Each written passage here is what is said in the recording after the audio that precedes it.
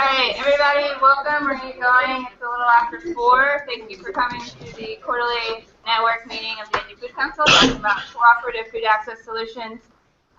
For a little background for the panelists on the Google Hangout here, and apologies, this might be awkward. I've never done like a Google Hangout with 3 people, so we'll make it work. Hopefully no technical difficulties.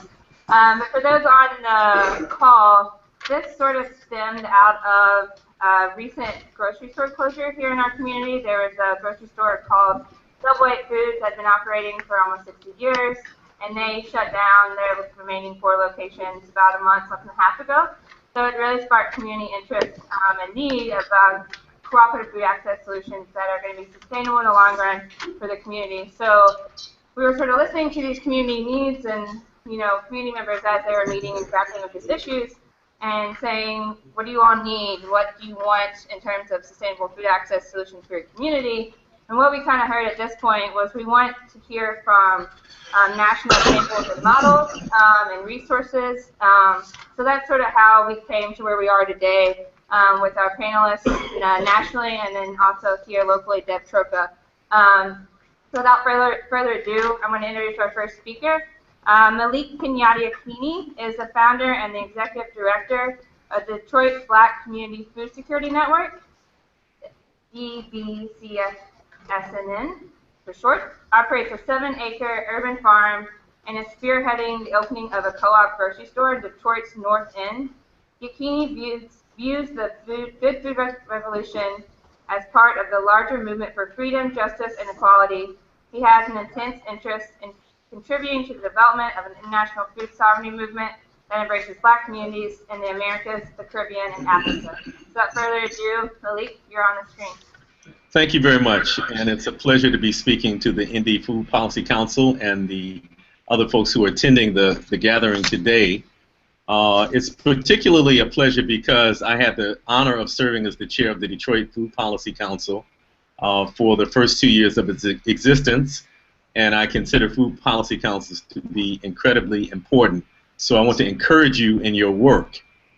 So today I'm going to talk to you about the Detroit People's Food Co-op, which is being spearheaded by the organization that I head, the Detroit Black Community Food Security Network. And I want to start by first telling you a little about the Detroit Black Community Food Security Network and what we do and why we do what we do. So we started in 2006, and we were primarily focused on urban agriculture, although from the very beginning, cooperative buying was one of our goals and objectives. We were concerned that at the time we formed in 2006, that in a city which is at this time about 83% African American and probably had a larger percentage of the population which was African American at that time, that most of the people spearheading the work that could be either called food justice work, food security, or food sovereignty work were whites who, while well-meaning, were not representative of the majority of the population, and often interacted with the community in a manner which was more like missionaries as opposed to partners. And so we were very concerned about that because we think that it's important that leadership grow organically out of the communities that the leadership seeks to serve, as opposed to importing leadership from other communities. And that's basically what we saw going on in 2006. So we were concerned that the majority population in Detroit have a voice in the food movement, and also since we're the vast majority of the population, that we play a leadership role.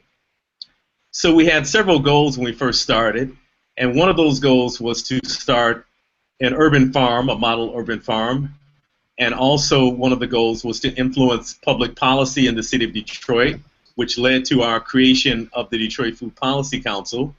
And another goal was to promote cooperative buying. There's some other goals that I won't really go into right now, but those are 3 that perhaps are germane to this conversation. So we created an urban farm, which is called D-Town Farm, which is a 7-acre farm, which is the largest farm in the city of Detroit. There's currently about 1,500 small gardens, community gardens, backyard gardens, school gardens, and small farms. Of those 1,500, the farm that we run, D-Town Farm, is the largest. Largest doesn't necessarily mean better, but we are the farm that occupies the largest footprint. And what it really means is that our farm requires the most work, simply because of the scope of what we're doing.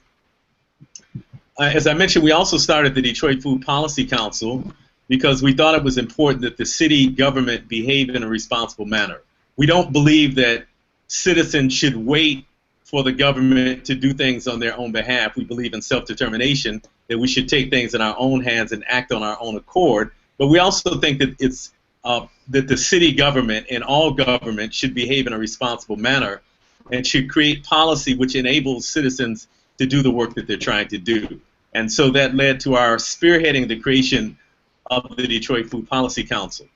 We were very concerned about cooperative buying, one, because within the Black Freedom Movement, which I have been a participant in for many decades, there's been a very strong pushback against the kind of unbridled capitalism that creates these huge gaps in income and wealth in communities throughout the United States. And one of the factors that it helps to determine which side of the gap people are on is this social construct that we call race.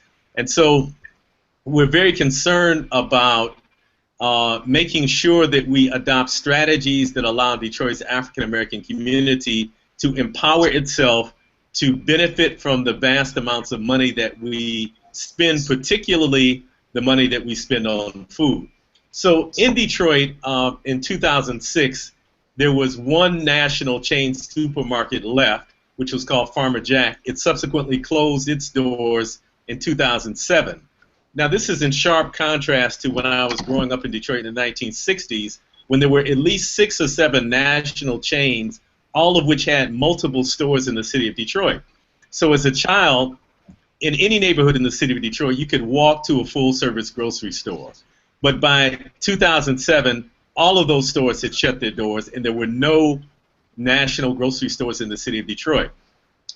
There were about, and there are still about 80 independently owned grocery stores, which are primarily owned by an ethnic group called Chaldeans, who are from Iraq, and they're a Christian minority in a majority Muslim country. Many of them moved into Detroit beginning in the 1900s, early 1900s, but accelerating in the 1960s, 70s, 80s, 90s. And because they are many of them are very astute business people, they were able to open a number of stores in the city of Detroit. There have been some tensions between the majority Chaldean store-owning population and the majority African-American residents of the city of Detroit. And in far too many cases, there's problems with store owners and clerks in stores disrespecting the people in the neighborhoods that they operate their businesses in. Now, I want to be clear that we are not anti-Chaldean, and also I want to be clear, I don't want to overgeneralize, because there are many Chaldean business people who are being good corporate citizens and are treating people respectfully. But there are far too many people who are showing extreme disrespect for the residents in the communities in which they operate. For example, it's very common for black children to be followed around the store visually as they enter stores because they're suspected of being thieves. It's very common that black women making purchases in these stores are hit on and spoken to in a disrespectful manner.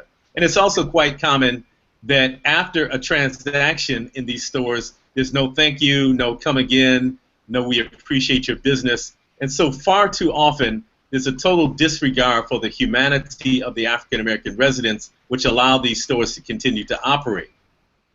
So it's kind of within this context that we began our work in 2006. And because most of the existing stores operate on what I like to call an extractive basis, that's to say that the owners of the store and the people working the store, for the most part, don't live in the city of Detroit and certainly don't live in the communities in which they're operating. What happens is that the profits from the stores are extracted from our neighborhoods and go into the communities where the store owners live. And so this is a huge problem, and it disempowers the African American community. It doesn't allow for any circulation of wealth within the community. It doesn't create jobs it doesn't allow for community ownership or community empowerment. So within that context, we think that co-ops are the best option that we have to aggregate our collective buying power, to build community ownership, and to circulate wealth within our community. So we're very committed to the co-op concept. And let me say also that we are, we don't think capitalism is a good economic system. So I want to be clear about that. So within the context of a capitalist system, we think, again, the best option that we have while we're working to create another system which is more equitable, the best option that we have is to create co-ops. So we began first supporting existing cooperative buying clubs that were in the city of Detroit while we began to do research on how to create a cooperative grocery store. In 2009, we began the Ujamaa Co-op Buying Club, and that's operated continuously since 2009. It currently has about 200 members. Unfortunately, most of those 200 members are not buying on a regular basis, but we do have 200 people who are signed up. So we always intended the cooperative buying club to be a precursor to the co-op grocery store that we're working very hard to open now. I'd like to give you some history of what we have done in the last several years towards opening this cooperative grocery store.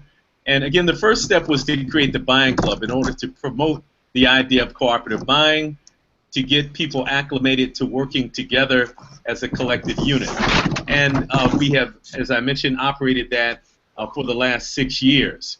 In 2010, we got a grant from the Wallace Center, which enabled us to do a feasibility study to determine whether or not a cooperative grocery store would be a good option in the city of Detroit.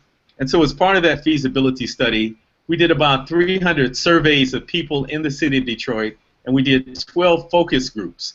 And from the aggregation of that data, we determined that there was sufficient interest and sufficient need in the city of Detroit, and that we should move ahead with our plans to create this co-op grocery store. We were concerned initially, and we're still concerned, that we have a top flight facility. Far too often in black communities, we have small storefront operations which are not competitive, and so we were very concerned that we build a grocery store which is competitive and which can function in the environment that we're in now. There had previously been a co-op in the city of Detroit for many years, the Cass Corridor Food Co-op, which was a much smaller operation, and during the time that it existed in the 70s, 80s, 90s, it was able to survive and to do fairly well, even as a small co-op, because there weren't many competitors. But in the current time period, we have lots of competitors, and we know that in order to be competitive today, that we have to function more as kind of what people are used to shopping at, which is something that looks like a large-scale commercial grocery store. So after the feasibility study, we shortly thereafter convened a community advisory committee because we wanted to make sure that we had broad involvement in shaping this cooperative grocery store. So there were a number of community partners that we approached who sat on this community advisory committee, and for about 1.5 years, that community advisory committee served as kind of a de facto board, making the majority of the decisions about the development of this co-op. At that time, we didn't have a name for it, but we knew we wanted it to be a cooperative grocery store. We also began to do research on other co-ops, both in the state of Michigan and throughout the country. And so we visited and talked to the general managers of the Ann Arbor People's Food Co-op, the Ypsilanti Food Co-op, the East Lansing Food Co-op, the Kalamazoo People's Food Co-op, Green Star Co-op in Ithaca, New York, and several others throughout the country. And we found immediately that co-op principle number 6 of co-ops helping co-ops is not just rhetoric, but that's a reality. And so the general managers of all of these co-ops were very helpful and shared with us their histories, the problems that they had, and also shared their best practices.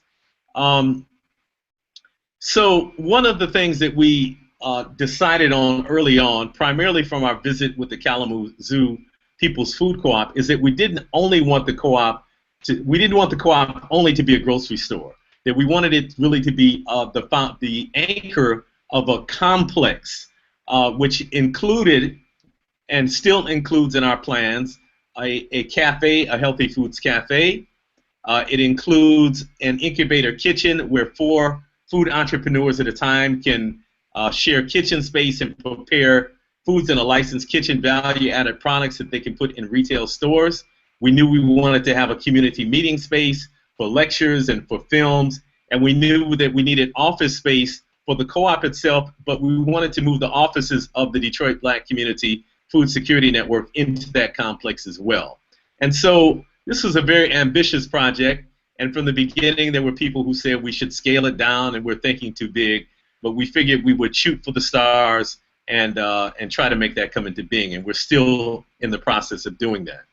So the Community Advisory Committee met monthly and advised on how this project should proceed, and there's a lot of minutia, a lot of details that I won't go into now, but I will say that we've had 3 Emerson Hunger Fellows that have been assigned to our organization, one in 2010 who headed the feasibility study, another who came to us in 2012, and then we have the third one who just started about 2 weeks ago. So the fellow who came to us in 2012 was tremendously helpful because the Community Advisory Committee decided that we wanted to do a series of community engagement sessions. And so this fellow planned and implemented these community engagement sessions, and once we had decided the general neighborhood that we wanted to locate the co-op in. And again, the feasibility study helped us to hone in on the neighborhood in Detroit that we thought would be a good fit. And let me just back up and say that in some ways we're going against the grain because some of the conventional wisdom in the co-op community is that co-ops should locate in communities that are more affluent and that have more disposable income. And so we were very concerned. We have a social mission. We're very concerned that we locate the co-op in an area where there's need, where people don't have access, lots of options for access to healthy food. And so we were looking for a community that had that need, but also a community that had some members of the community who were more affluent, so that we had a balance of people who who were more low income and moderate income, and people who were higher income, in order to kind of make sure the co-op was a healthy, viable business. And so we decided on an area in Detroit that's called the North End, and it's really right in the center of the city, and it has those factors that we were looking for in terms of the income demographics, but also it only had one grocery store in the neighborhood, which is serving several thousand people, so we knew that there was a great need and perhaps a great interest in that specific community for a cooperative grocery store. So this Emerson Hunger Fellow planned and implemented 12 community engagement sessions in the North End over about a 6-month period, where we partnered with community organizations and held the sessions at their locations, or in some cases held sessions in churches, in order to both inform community members about our vision and our plans for creating a cooperative grocery store, but also probably equally as importantly, to get feedback from the community on our plan, which we use to tweak our plans and to refine it to make sure that the plans were reflecting the interest and the desires and the aspirations of members of that community. We also held in early 2013 a citywide cooperative teach-in at the main branch of the Detroit Public Library, because it's our belief that not only is it important for us to create this cooperative grocery store, but it's also important that we participate in the creation of a cooperative economy. And so we partnered with other groups in the city of Detroit who are doing co-ops of various kinds. Most of those are people doing worker-owner co-ops. We partnered with them to do a day-long teach-in for community members on the concept of co-ops and the different ways in which co-ops manifest and the ways in which co-ops can benefit communities by creating a healthy, vibrant economy. And so the combination of those community engagement sessions and the teach-in built a great deal of community support for this project, which we're continuing to build on to this day. We also, in conjunction with the community engagement that we were doing, began to build a team to spearhead the development of the actual facility. And again, we decided early on that we wanted to do new construction as opposed to purchasing an existing building and rehabbing that building. And so we put together a team starting with a project manager. We hired architects. We hired a real estate broker. We put together a legal team. And those entities would come to the meetings each month of the Community Advisory Committee so that we were all sitting down at the same time talking and making sure that all of the dots were connected. We also began to, as we got the project manager on board, began to develop a budget for the project. And we realized early on that it was a pretty large project. And at this point, it's about a $7 million project. So we knew we were going to need significant financing for this. So we began building relationships with various financiers, both in the city of Detroit and nationally. We talked to some of the local financiers, such as the Detroit LISC. We talked to a group called Invest Detroit. We talked to some national financiers, such as Capital Impact, RSF Social Financing. We were approached by the Self-Help Credit Union out of Greensboro, North Carolina, who said that they felt that our project was a very good fit for the type of things that they funded. And although at this point we weren't ready to actually ask funders for funding, we knew that it was important to begin to develop this relationship with funders so that by the time we were ready, we would already have developed a rapport with the people who we were going to asking for financing. But we also knew that we didn't want to be saddled with a huge amount of debt service, and so we began talking to foundations as well and trying to get them on board so that we could get as much grant funding as possible to reduce the debt service. So we also, around this time, came up with a name for the co-op, and we decided to call it the Detroit People's Food Co-op. And this is kind of building on existing models in the state of Michigan, where we have the Ann Arbor People's Food Co-op, we have the Kalamazoo People's Food Co-op, and so we see ourselves as being kind of part of that family of people's food co-ops in the state of Michigan. We also incorporated and started a board of directors, which was formally seated in November of last year. And once we seated the board of directors, we dissolved the Community Advisory Committee, but we asked several members of the Community Advisory Committee to now be members of the board of directors. And so since last November, that board of directors has spearheaded the development of the Detroit People's Food Co-op. One of the things that we're faced with, because we're doing new construction and we're purchasing land, and let me say this also, that we're purchasing land on the main street of the city of Detroit. And Detroit, like many cities throughout the United States, is in the process of undergoing development, which to many of us looks like gentrification. There are lots and lots of whites who are beginning to move into certain areas of the city. Most well-known of those is an area that's now being called Midtown. It was formerly called the Cass Corridor, and it has been renamed Midtown, and there are huge amounts of capital which have been poured into Midtown for development. And so we see all kinds of restaurants developing and new bars and all kinds of new businesses. And that area is about a mile south of the area that we chose to locate our co-op in. And so what's beginning to happen is this development slash gentrification is moving north on the main street in the direction that we have chosen to locate the co-op. And so what that's doing is it's driving property values up. And I'll give you an example. In March of last year, we had identified a spot which was the area which was our primary interest, a 1.7 acre parcel of land on the east side of the main street of the city of Detroit. We were interested in being on the east side because there's a tremendous number of people who work in Detroit but live in the mostly white suburbs surrounding Detroit, who leave the city of Detroit each day, and they travel on the east side of Detroit as they're exiting the city. And so not only are we interested in building a consumer base from people who live in the neighborhood, and also from people who live in the city of Detroit outside of that particular neighborhood, but we also want to create the opportunity for people who work in Detroit but leave the city at the end of the day to shop at this store. So we identified this parcel on the east side of the city, 1.7 acres. When we inquired about the price last March, the price was $850,000. By June, that price had gone up to $1.2 million, and by August, the price had gone up to $1.4 million. So within a period of about 6 months, the price had nearly doubled. So this has presented a huge challenge for us as property values are rising very rapidly in this area of the city. And so it's really delayed the project in many ways because the financiers, although they are supportive of the concept, none of the financiers are willing to play ball until we have site control.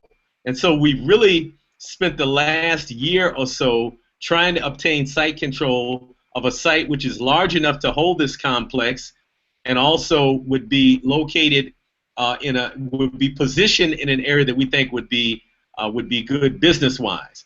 So we also did a market research study last year because although we didn't know the specific parcel we were locating on, we had the general vicinity, and the market research was very helpful. It helped us to determine what our weekly income could potentially be, and that's been very helpful as we're putting together the pro forma and the development budget. So one of the very positive things that's happened recently is about 6 weeks ago, the city of Detroit called us, in fact, what's called the Housing and Revitalization Department, which does a lot of the commercial development in the city of Detroit.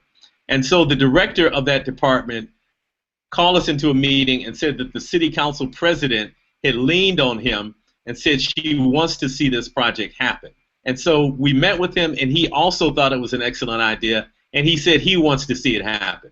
So he's committed to meeting with us every other week. We have a standing meeting every other Monday until this project comes to fruition. So the good thing about this is that the city of Detroit owns land on Woodward Avenue, the main street, in the area that we're trying to locate. And in fact, they offered to purchase some additional land adjacent to land that they already own, and since that meeting 6 weeks ago, they have in fact done that, and they're making the land available to us at a price cheaper than we could have gotten it if we had purchased it from a private owner. Now, the complication in this is that there's several parcels, and so it's not just one parcel, and several parcels that are owned by the city, but also in order to make the project fly, the city parcels are not large enough, so we would still have to purchase some privately owned land, which is kind of in the middle of some of that city-owned land. And so we're in the process now of making a bid on the privately owned land, and we're putting in a proposal with the city government for the city-owned land and trying to aggregate enough land, about 2 acres, so that we can locate this complex with the amount of parking that we need.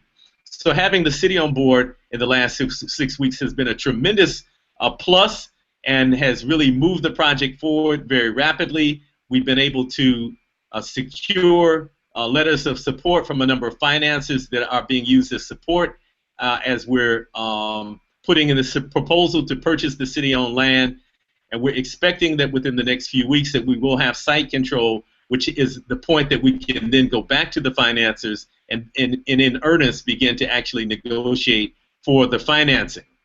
So we put a great deal of effort into the developmental side of the co-op, the building, the architecture, the financing side, and we're realizing that we haven't really put as much into the operational side as we need to.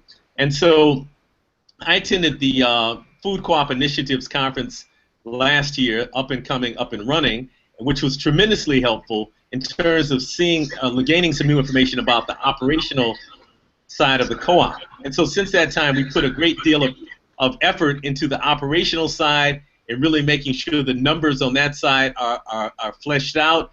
We have contracted with Bill Gessner with CDS Consulting Co-op, who's been tremendously helpful in helping us refine some of the numbers and projections that are necessary to refine the pro forma, and which are, of course, are necessary as we're approaching these financiers.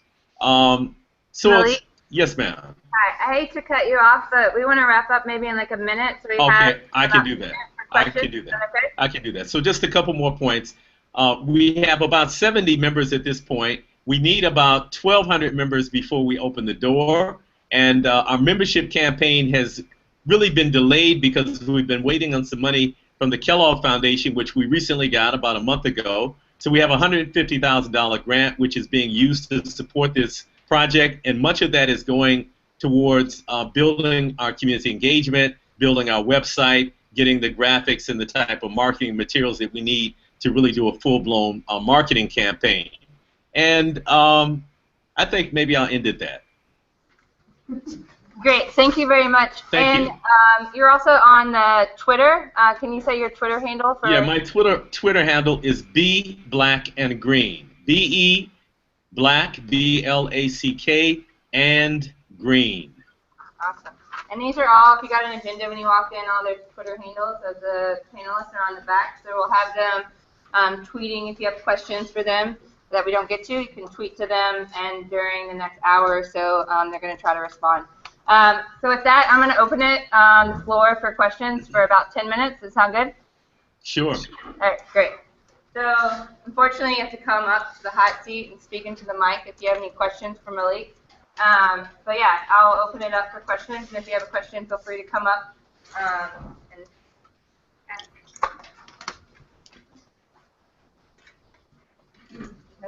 I have a question.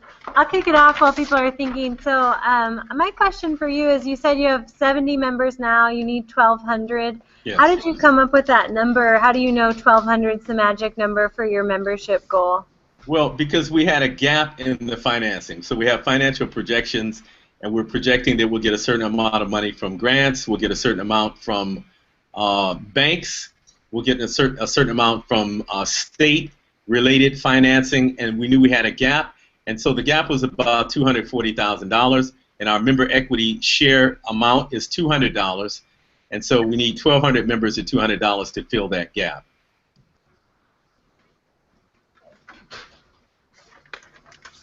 For community members here who are interested in looking at cooperative solutions, what would be your first step or advice for them? My advice would be to first visit other co-ops and learn best practices from them, because the co-op movement, I think, has changed pretty significantly in the last 30 years. So I first became familiar with co-ops in the 70s, and many of those co-ops were what some people like to call either hippie co-ops or crunchy granola co-ops, or many of them didn't sell meat. And let me say that I'm a very strict vegan myself, but I also realize that in this time period that it's very difficult to have a co-op survive if it were based on solely what my dietary habits are.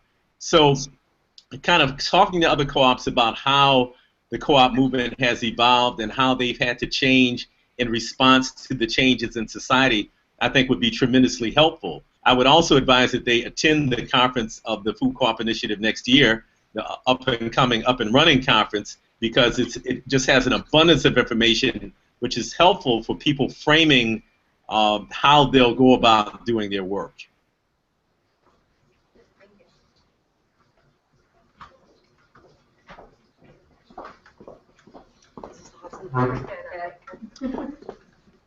My name's Kimberly, and my question is, what's the one thing that you feel you wish you knew when you started this? Well, we focused way too much energy on the development side. So we were focused on the location, the building, the financing. And what I wish we had known from the beginning was what's more important initially is really building your base, building the membership and building the community of people who are supporting the co-op. So we're kind of backtracking now and doing much more of that work now, but it would have been more fruitful had we done that in the beginning.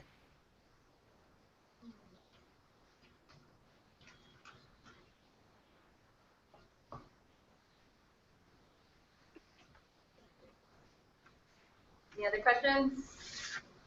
Remember, you can tweet at them if you have specific questions. Malik, thank you again for Thank you so much. stepping in. You're welcome to stay on the Hangout if you want to interact with the other speakers. I actually need to leave. We have a huge event tonight, and tomorrow we have a harvest festival at our farm, and we're unveiling an off-grid solar power generating station in just about an hour, so I need to get over to our farm. So thank you. It's been a pleasure being able to talk with you. Yes, thank you. Best of luck. Thank you. Thank you. Peace. Hold on, you still there? I'm still here. Okay. I was trying to get somebody else to come and ask it. Okay. But I am here in a community organization initiative, and so community engagement is always real big. Like you said, Yes. man, if we could have gotten 500 people in the beginning. So what else are you going to do now that you're here at this place in the development that you say community engagement is it? And you talked about the money you're going to be spending on social media, website, tweeting. What other kinds of things are you going to do, or have you thought about, or you've come across for community engagement to get people on board? Because people want to do this. How do you find them? What else are you thinking about doing? Well, the first thing we did, we kind of used what I like to call the concentric model, the concentric circle model of organizing. So once we had identified the neighborhood we're going to locate the co-op in, our first target area was a 1 mile circle around that location. And so we focused most of our community organizing initially within that 1 mile radius. And we did most of those 12 community engagement sessions right within that finite area. But even prior to doing the community engagement sessions, what we did is we identified all of the community associations in the area, all of the churches, all of the block clubs, all of the CDCs, and we began to meet with the leadership of those organizations first to get the leadership on board because they were the ones actually connected with that community. And so that strategy has been very helpful. And we're building on that strategy. We now have another Emerson National Hunger Fellow, as I mentioned, who started about 2 weeks ago. And she is planning a series of 12 additional community engagement sessions, which will take place in October, November, and December of this year. And so this next ring of community engagement sessions is going to focus on the mile outside of that initial circle. So again, now we're creating kind of a second tier of organizing, and we're using the same strategy. First, identifying the community associations, block clubs, CDCs, churches in those areas, meeting with them, getting them on board so that they co-sponsor the community engagement sessions with us. So we're doing a very grassroots approach, but we're also using social media, using print media, printed brochures. We've done actual door-to-door organizing where we actually, go and knock on people's doors and talk to them about the co-op. We go to community events in that area and talk to people about the co-op. We're utilizing the local media as much as we can to get the word out on a broader basis as well. And so those generally are the types of things that we're doing to engage the community. Thank you. Thank you. Thank you very much. And if people want to learn more about your organization, where would you suggest them outside of Twitter? I would suggest that they go to our website, which is www.detroitblackfoodsecurity.org. Again, that's www.detroitblackfoodsecurity.org. Or they can check us out on Facebook, Detroit Black Community Food Security Network, and we're always posting things about the work that we're doing. Okay. Thank you very much again. Thank you so much. Peace. Bye. Bye. Bye.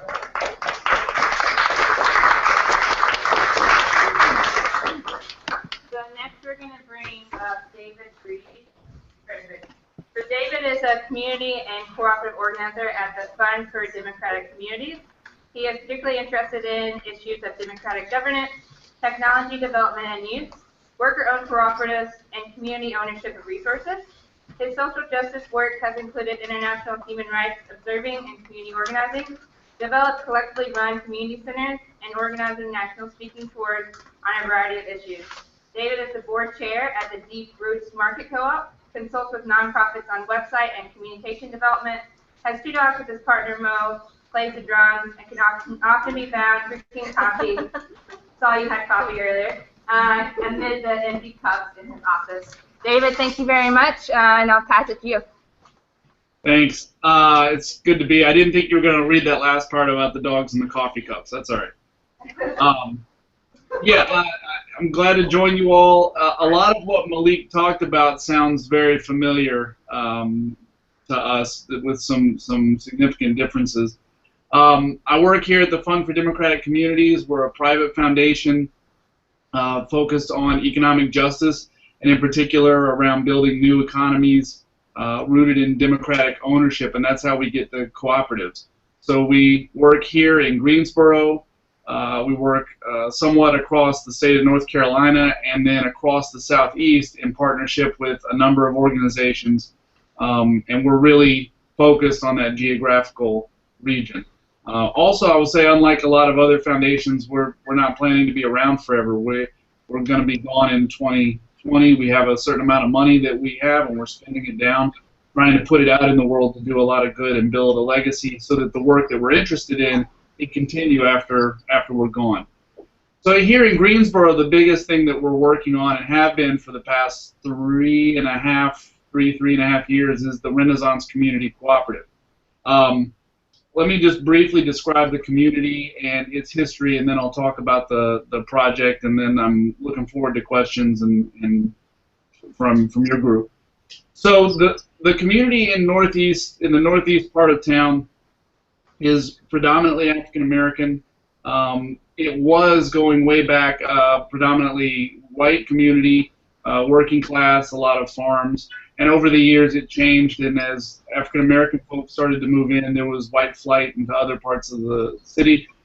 What you have now is primarily African American, the remnants of that lower income white community, and an increasing number of Hispanic and other folks that are moving in. It's a mixed income area, but primarily, overwhelmingly, it's lower income. There's also subsidized housing in that area. So in the late 1990s, the Winn-Dixie grocery store that had been, and I don't know if they've got Winn-Dixie out in your part of the country or not, but I grew up, there were Winn-Dixies everywhere in the South. And in this community, the Winn-Dixie was the neighborhood grocery store. It closed in the late 1990s, I think 1997, not because it was, let me get this real quick. Can you all still hear me? Yeah? So it closed not because of any change in the buying patterns of the community, but because the grocery industry at the time was going through sort of a rebalancing act, and there were some large-scale deals cut among the major chains to carve up territory. And in that arrangement, Winn-Dixie and a lot of other stores moved out of huge sections of the South. So this particular Winn-Dixie closed, and it left this community in what we now call a food desert, and that's the U.S. I don't know that they had that terminology at that time. They may have, but the USDA qualifies this area as a food desert. So you've got to go a good 2.5 miles to the closest grocery store. And like I said, this is a community that's lower income and subsidized housing, so it's hard for people to get to these stores. The closest store is a Food Lion. There's a Walmart superstore that's even a little bit farther out, and some smaller. Well, there's a store called Compare that's kind of a small local chain, but it's still 2.5 or 3 miles away. So the grocery store closed, and the community organized itself. There was a group called, well, it's still around, called the Concerned Citizens of Northeast Greensboro. So they organized themselves to advocate for a new grocery store to come in, and they went to the city and said, what can you do to help us get a grocery store to come in here? Over the next 16, 17 years, the city tried any number of attempts to lure a grocery store to come in and open. There's only so much that cities can do in this kind of economic development, and nobody would come in. What's interesting is the argument that they would make is that they would acknowledge that we'll make money, we'll make a profit if we come in. Food Lion looked at it, some other chains. We will make a profit, but we won't make enough of a profit to satisfy the demands of our shareholders. So typically grocery store chains are going to be looking for 4 to 5% profit, and what they were saying is we're going to make somewhere maybe around 3%. And we're just not willing to do that, and so nobody came in.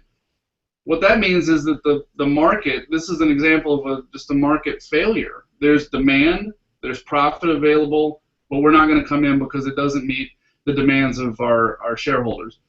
So well, 3.5 years ago now, folks came to us to say, well, there was another deal that fell through. And at that point, the conversation shifted, and we said, look, have you thought about just going ahead and opening up a grocery store of your own? People said, well, we didn't even know you could do that. It wasn't something that anybody had ever really thought about. So we began a process of education with the community. We took 2 busloads of folks over to recently opened Cooperative in a neighboring city, met with the general manager and some members of the board, and sat down and had lunch, and they told us their story. Coming out of that, there was enough interest in the community to form a steering committee, and that group started holding monthly community meetings where we were doing, the Fund for Democratic Community as technical advisors were coming in and helping do a lot of education about what cooperatives are. And Malik talked a lot about that earlier.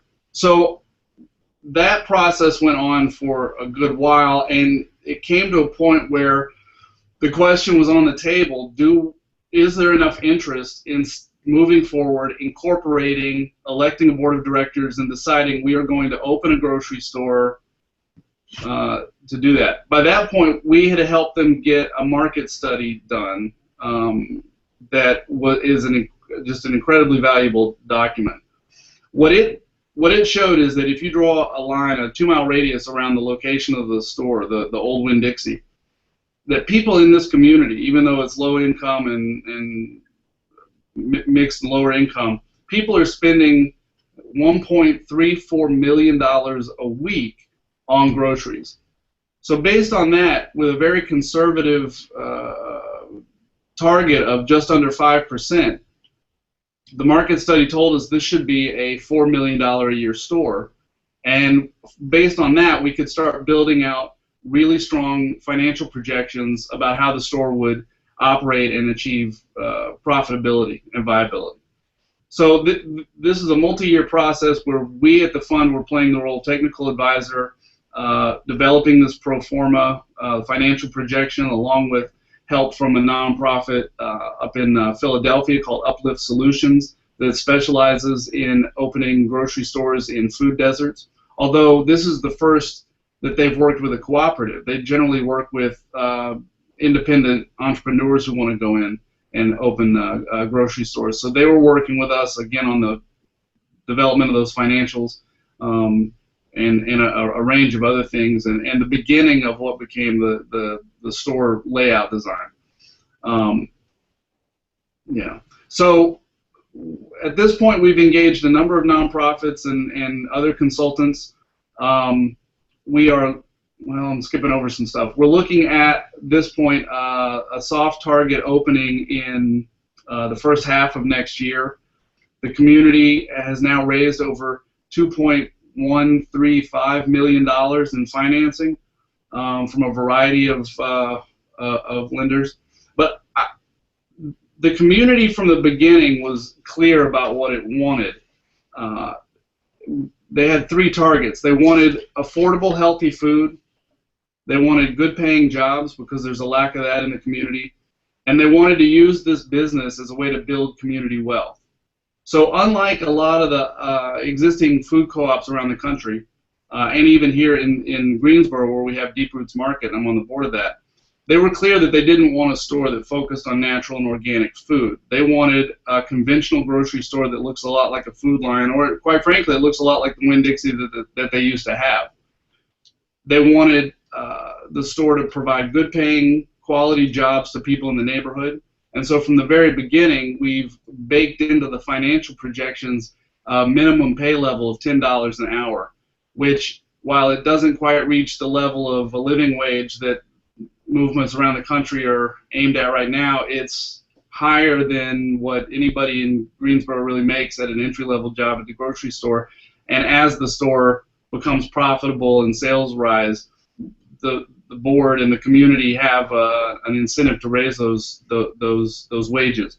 And the building community wealth piece comes when the store begins to turn profitable, which should be somewhere between 2018 and 2020. At that point, they're going to have money that they can decide what to do with. And traditionally, co-ops, whether worker co-op or food co-op, they'll take the money that they make and they give it back to the owners in what's called patronage. That might happen here, but the bylaws were written with the community, with the owners and the community in such a way that the ownership is going to make decisions at their annual meeting once it achieves profitability about what to do with that money.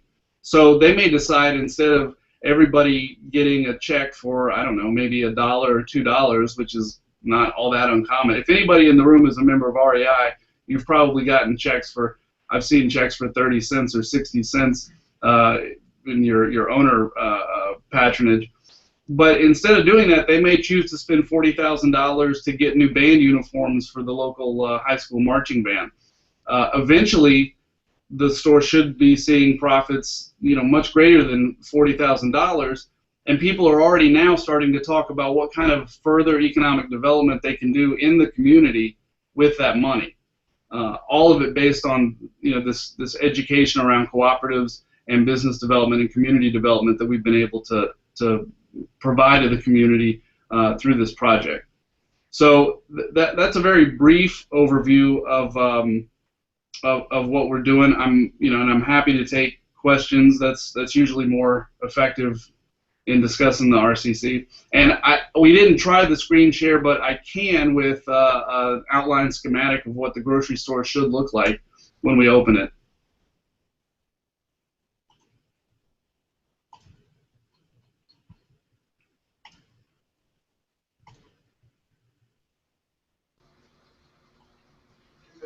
Are you screen sharing now, David? Oh, let me try this. Should be on the top left, one of those buttons over there. There you go. Awesome. So unfortunately we can't see you anymore, but the image is on the screen. If you want to talk us through what we're looking at, that'd be great. Yeah, absolutely. Can you see the cursor? Yeah. Okay. So what we're talking about with the Renaissance Community Cooperative, this is a 10,000 square foot grocery store. And it occupies 1/2 of the original Winn-Dixie space in the shopping center. So it was interesting, Malik was talking about hunting around for a location. In the case of the RCC, we faced a different situation. We knew exactly where the location needed to be.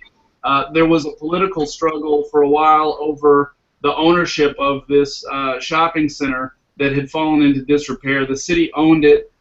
They had bought it years ago after the Winn-Dixie closed and the rest of the businesses left. They had bought the shopping center in order to build a new library in front of it. And down at the far end, there's a Family Dollar that has been the dollar store that's been in there for quite a while. And it's really the only place to buy food other than gas stations and convenience stores. As a result, it gets the city cut them a deal and they get really cheap rent. The food there is really awful. I mean, it's just terrible quality, but it's all that people have. So about half of the space of the old Winn-Dixie is going to be the Renaissance Community Cooperative, and this is the current and almost final schematic of the layout. So what you can see, the green over here on this side, this will be the produce section, leading up into the dairy with a lot of this will be door cases. We've got 1, 2, 3, 4, 5, almost full size. These are called gondolas. That's what the industry calls these things, the shelving units. Maybe one aisle of health and beauty, which is the pink right here, but otherwise the sort of brown color is your standard grocery. Here in the back we've got produce. There's deli right here. So this will be the deli prep area, and then they can put the food that they're preparing onto the hot bar from behind. This will be the produce prep room where they're getting ready to put the produce out, and a produce cooler right next to it. Over here, and one thing that is going to be really exciting, I mean, Malik was talking about the importance of meat. Meat is incredibly important in this community, and we're going to have a full-service butchery and meat section, and so this whole area, we had to expand it and make room for it. So this will all be cooler and freezer space here. The butchers and stuff will work inside a cooled room. and we'll be doing fresh meat. So this is the meat department here, and then we've got freezer space along here. So a variety of frozen goods. A relatively small beer and wine section right here. So 5 doors of beer, of cooler beer and wine, and then some beer and wine here. People have been singles. They got enough. There's enough opportunities for people to buy single beers in the neighborhood. They don't want to do that. And yeah, so that's what we're gonna have. We got some seating up front, a community room where the board will meet, and it'll be available to the community as well. And then outside there will likely be some seating along. This is like the awnings over windows, and there will likely be seating outside. As you can see, there's not a whole lot of office space in this design. This is the GM's office right here. This is sort of the front office, the cash office right here. And then you've got a break room in the back and another flexible office right here. And that's about it. If you go to visit some of the other existing food cooperatives, you'll see a lot more office space. And that's just a part of a different business model. It operates on a much higher margin, more expensive products, and to carve out more office space and non-sales floor space is how we think of it. So this design and what we're trying to do in order to make this project work at the price point that the community wants with the selection that they need, we've had to maximize the amount of space to get the most sales floor as we can, versus the back office kind of stuff. How many square feet is it again? So it's 10,000, just over 10,000 square feet, and so the sales floor area, the whole front space here, is about 7,500 square feet. And when are you all slated for opening? First half of next year. It's a little bit of a moving target. We're also working with self-help, like Malik mentioned them. They purchased the shopping center. The Self-Help Ventures Fund, which is their real estate development arm, or one of them, purchased the shopping center and full-scale reconstruction slated to begin there soon. And I'm not sure the exact date, but by the end of this month or early October, and that should run through February or March. And so as soon as we're almost ready, as soon as they tell us we can get into the space and start our construction work, then we'll be in there doing that. And we met with construction folks just the other day to get that hammered out. At this point, the Renaissance Community Co-op has a general manager. He's been on staff working since August 1st, and he was doing consulting for them through the month of July. We've contracted with an architect. So the schematic that I just showed is about to transfer over to the architect's office, where they're going to be developing what's called the design development level drawings, and get into the the plumbing and the electrical. It's all getting very technical, and at this point, I can do co-op development technical assistance, but I don't know about plumbing. So you can't do everything, right? And you all have a really awesome video trying to solicit members. Where could our guests go to watch that? So if you go to the website, which is renaissancecoop.com, you can find the videos there. We did a short kind of commercial. It's an upbeat, happy video called "We Want a Co-op" that features a whole lot of the owners talking about the reasons why they want to open a co-op and appealing for help. That video has been seen it's coming up on 16,000 times on YouTube. It got shared around quite heavily with Yes Magazine, and even the Bill Moyers website posted it for a while, so it got a lot of attention. They also, we helped them produce another video. It's about 22 minutes in length, a 3-part video that discusses the problems that the community faces, the cooperative solution to those problems, and then it talks at the end about how everybody can be involved. And while it was, particularly the last section, while it was really focused on the Greensboro community, A lot of other folks that are working on projects like this got a lot out of it and have found it very useful. You can find all of those on the Renaissance Co-op website. Perfect. How many members are you all shooting for? So, I heard when Malik said 1,200. When the early versions of the financial projections, we included a number. That number was and is 1,000 owners. That proved to be a problem because as soon as you put a number like that out, it becomes something that people can look at, and if you don't hit it in the timeline that you project, then it can be whether it really is evidence of a problem with the overall project or not. It can become kind of a focal point for that. So when we talk to other groups that are interested in doing this, we've urged them not to include numbers like that in their pro forma. But we are aiming for 1,000 owners. At the moment, we're over. I think we're just over 650. It costs $100 to join the Renaissance Co-op. You can join online. You can pay all at once, or we have a payment plan. If you do it online, it's $20 down, and then it automatically takes out $10 a month until you're paid up.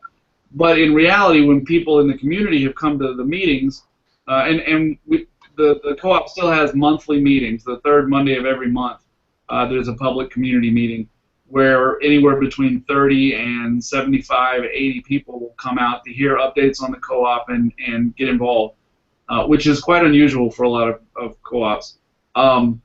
There are people. This is a low-income neighborhood, and a lot of people are on fixed incomes, and it's not uncommon for folks to come in and put $5 down. And the co-op made an early decision that was going to be completely acceptable, and there's no additional fee. Sometimes co-ops I've seen charge an additional fee if you want to have a payment plan. There's no additional fee with the Renaissance Co-op. This is about building community ownership and equity and trying to make it as accessible as possible to everybody. So that's been something that has gone on, and it's really inspiring to see people who are on fixed incomes and elderly folks in the community and young folks, kids even, who are coming in and sometimes putting down as little as $1. But most of the people that are owners of the RCC now do live in the community. So that's $62,000 I think is where we're at, or $65,000 that we've raised that way, and the majority of it has come directly out of that community. It's a really important thing. Great. So we have about 5 more minutes for questions, so I'm going to open the floor, and those who have questions will chime in here.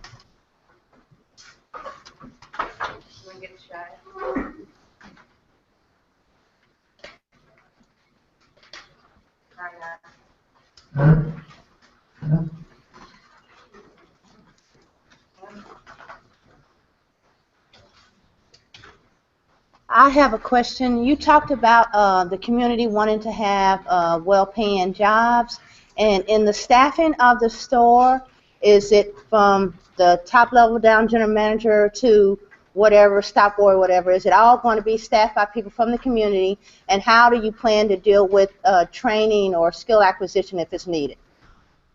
Yeah, that's a great question. So part of the condition of some of the financing that we've gotten, and I didn't really talk much about the financing, but $250,000 came from the city of Greensboro, and we're getting some loan financing from the North Country Cooperative Development, North Country Cooperative Development Fund that loans specifically to co-ops, and they've been incredibly helpful with this process, and we're getting money from some partner group with us called the Working World out of New York that works with cooperatives to leverage some finance from a whole range of people and institutions that's coming through the Working World. As a condition of some of the financing, we're working with I forget what it's called now. It was called, here in Greensboro, it was called JobLink, and it's partly city funded and state funded. This is like the job training and resource entity. So most of the jobs are going to come through that entity, which provides training and support to new workers. We're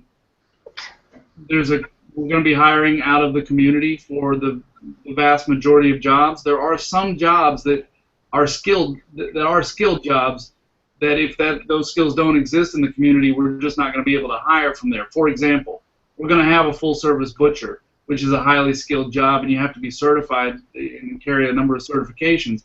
So if that doesn't exist in the community, then we're going to have to go outside of it. The same was true with the general manager.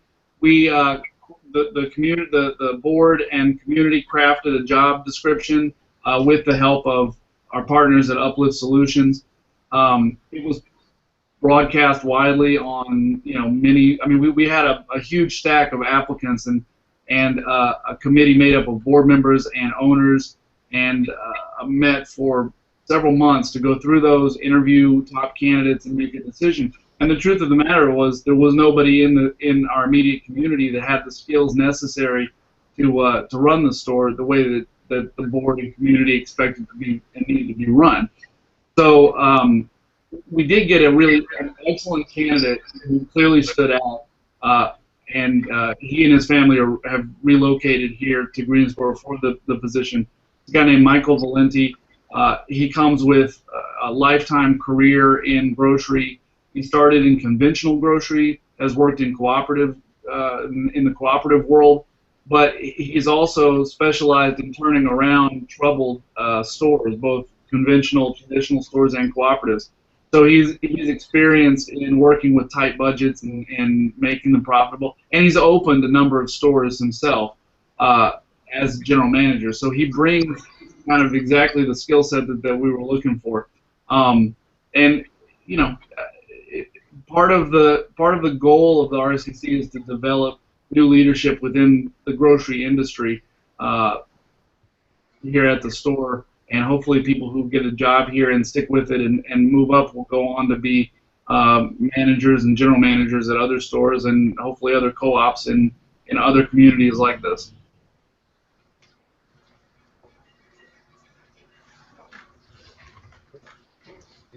You have a question? I think I have a question. Okay. Good time for one more. Could you tell us a little bit about why the worker co-op model, the democratic process approach to organizing and building community wealth resonates with you personally? And in the democratic approach, which is always challenging and messy, have you had any particular challenges as it relates to the issue of race and working across racial lines? Sure.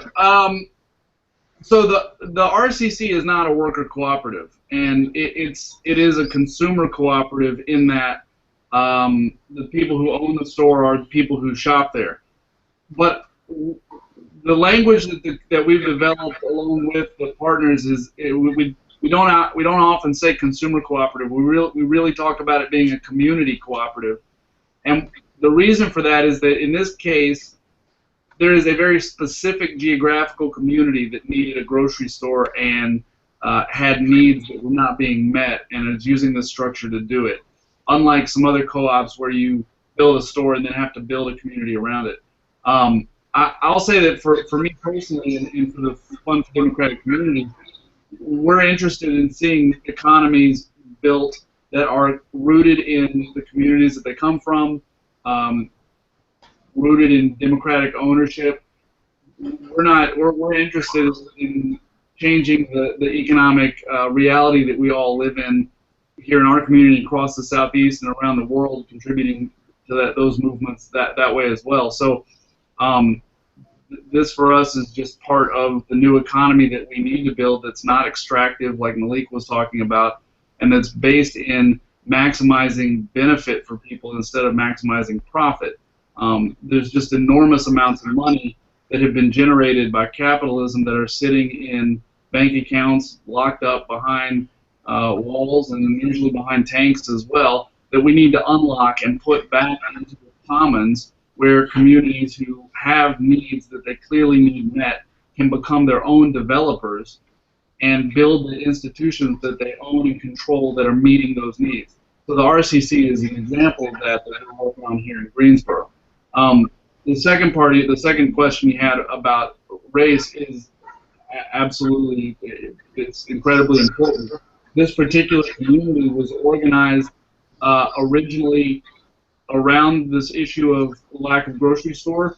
In the middle of the last decade, there was 2007, 2008, so toward the end of it, there was a conservative city council here that was pushing to reopen a landfill that is up here in this neighborhood, and they leveraged that organizing power that they'd already built to fight off this effort to reopen this landfill, which now is in the middle of this predominantly African American community. So it was seen, very rightly so, as a way to use this community as a place to dump trash and lower some costs. Well, whether or not it was going to lower costs was a point of contention. But in the organizing around that struggle, they built a coalition across the entire city, and that coalition helped replace a number of city council members and really gave this community political power that they had not previously had. So then the next question was, we've got this power, we have this organizing capacity, and we have these needs that are still not being met after 17, 18 years. What are we going to do? And that's when they decided to open up the grocery store.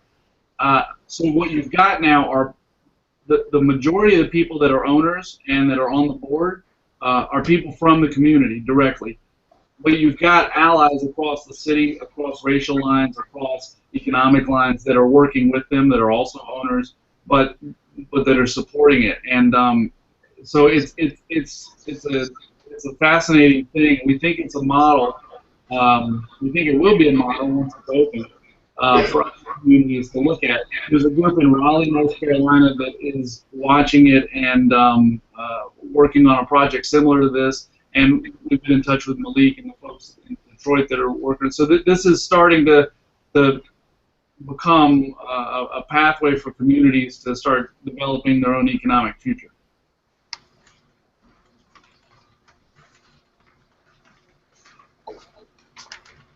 Thank you, David. And then we're going to wrap up. Thank you for being on the call. If they want to keep in touch or learn more, can you share how they would go about doing that?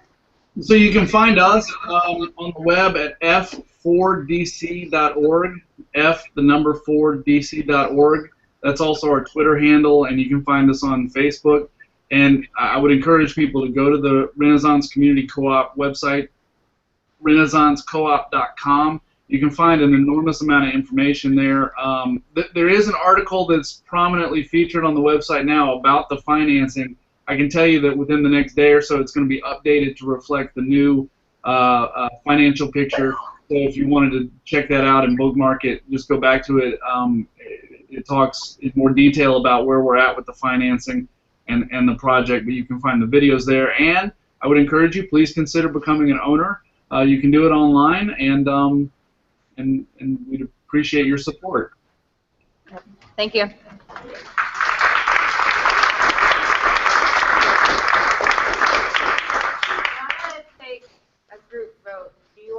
We have one more online presenter and then one in-person presenter. Would you prefer to take like a 10-minute break now, grab food, and come back, or do you want to go with the online presentation and then take a break after that? So you want the first one? Who wants the first option, break now and then come back? Second option? So kind of different. All right, so we'll break now. We'll come back at 5:30. But before we break, I want Em to sort of say where we are, what you all do. Yeah, what space are we in?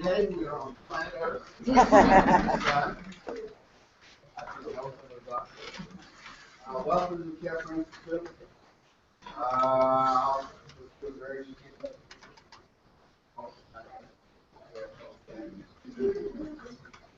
We are a nonprofit organization focused primarily on youth development, engagement, and intergenerational focus. Food is one area of our work. Urban ag, composting, and aquaponics. Guys, hang around long enough, we'll show you our aquaponics operation in fact. We, on the food end, we also give them some kind of folks that are joint venture with duos to pick up their food waste a couple times a week. We have a huge council pile of children that come to love and over blocks of years. We call it our science lab. A lot of our urban ag focus on science of food and also business food. So one business aspect would be last summer the arugula we raised, the basil we raised, the local duo store purchased that from our camp. So our young raised it, figured out how to yield the profit margin. Just got the idea that you can create where you are to do something that's valuable. We have the technology side, and that's AI new media. See some of these guys running around here, young and old, Alvin, by school. Charlotte's back there. She's the latest member of our team. She's 61 years young. She's learning through Twitter and all that kind of stuff. AI media, the web design, videography, social media, live streaming, all that back-end stuff. It is a social enterprise that we created here. It is our primary flagship funding. What that means is when you guys try to figure out how can I get $2,000 or $3,000 or $5,000 in hand for capital too, when you're back in your local organization, those places, oh yeah, I know it's a great company, young people run an operation, they can help us with our technology services and graphic design. The third link of our work is what we call our community building link. And again, our young people hold forums like this. They held the first forum coming here on double lanes clothing and just creating critical thinking here. That's what we do. And do it to create three primary skill sets for you. Critical thinking, peer mentoring, and leadership development. Peer mentoring this summer, our teenagers ran our STEM class. And they actually taught a class each day to another group of 10 to 15 young people. Our peer mentors also now teach another group of young people how to do the videography work, the other types of technology work. So a lot of peer engagement and do all that leadership stuff. So that's kind of the craft of it. The most fundamental question is why do we come here to do this? And for us, a lot of the work really is about self-reliance, self-determination, creating, managing, and owning control of your own space. And that's not just physical space. What's even more important than physical space is the control of your mental space and the space right here in your heart. And so a lot of our work is driven around trying to create and develop young people and older people that will ask the hard and critical questions about why do we find ourselves in this, gotta say, very dark and gloomy place in the world now. And how did we get here? How can we keep on asking those hard questions? And equally important, more important, what can we do to change and make the world the kind of world we want to all live in and hopefully protect it so it will be here for kids living on this planet. So that's who we are. I like to here to answer any questions. We do have another event coming up Sunday. Who wants to tell me about that? Look, our school to the rest.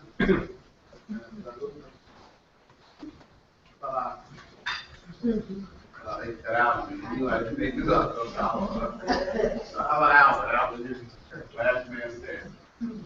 So this Sunday at 1 o'clock, we're doing a book discussion.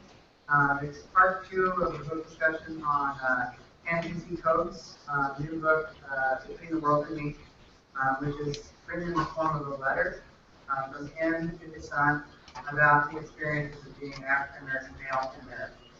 It's very powerful and visceral work. It's examining his experiences and asking questions, the hard questions of where do we go from here.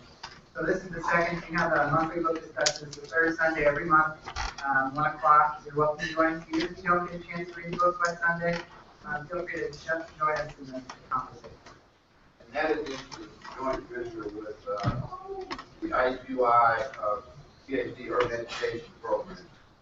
And one of the things we also try to do is drag the academic community into space in community and just try to create a space where we are merging what's going on the ground, some of those academic resources that are also critical to building and changing the world. So, who's going to be served as his only capacity here? We are a self-funded institution, which means we don't get any money from Eli Lilly, from 98, etc. Some of that's intentional.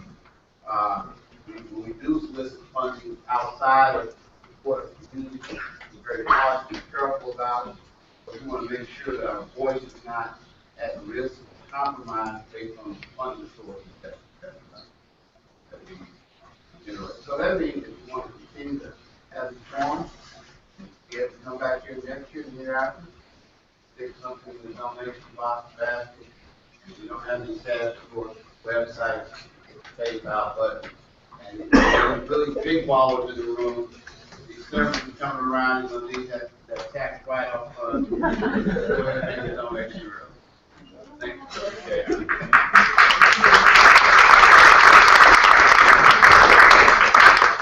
you. Alright, so grab some food. We'll convene in like 10 minutes and go through our last online speaker. So Amber is Assistant Director of New Roots, Inc. It's a fresh stop based in Louisville, Kentucky. She was born and raised in Louisville and holds a dual degree, BA in English and Pan-African Studies. Amber was introduced to the food justice movement as a VISTA with the Presbyterian Hunger Program. As a result of her year of service, she is now a food justice advocate working to ensure all people have access to affordable farm-fresh food. And she recently had the opportunity to share her food story and lead a food justice workshop at the Harvard Law School Just Food Forum. So with that, Amber, I'm going to turn it over to you. Can you hear us?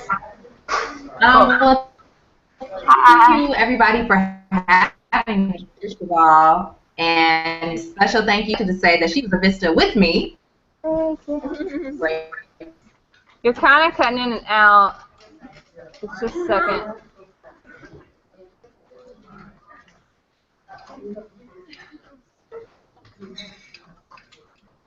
You still there?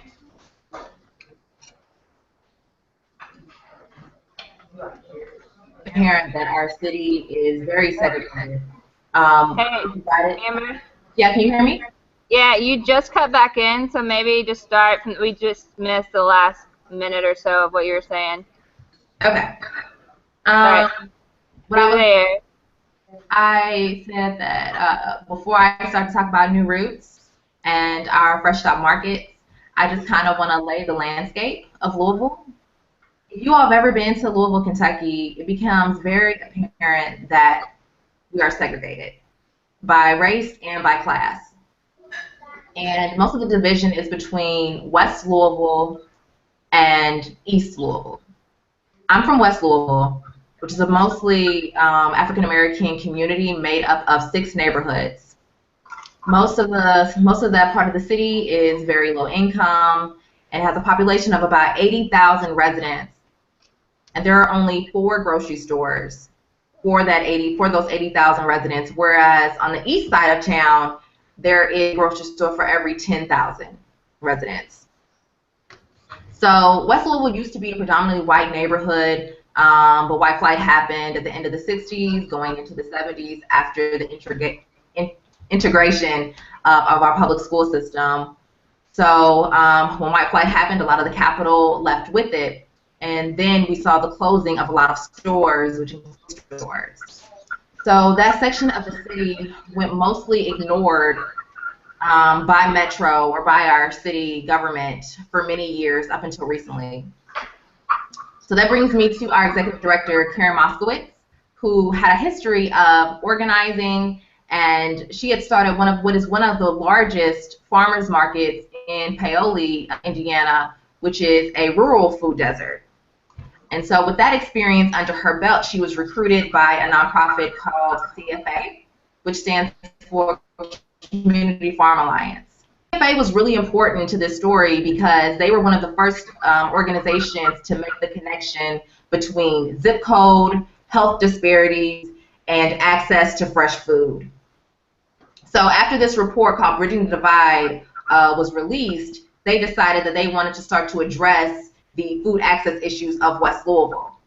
So Karen was recruited to start one of the first West Louisville farmers market of this generation in the California neighborhood.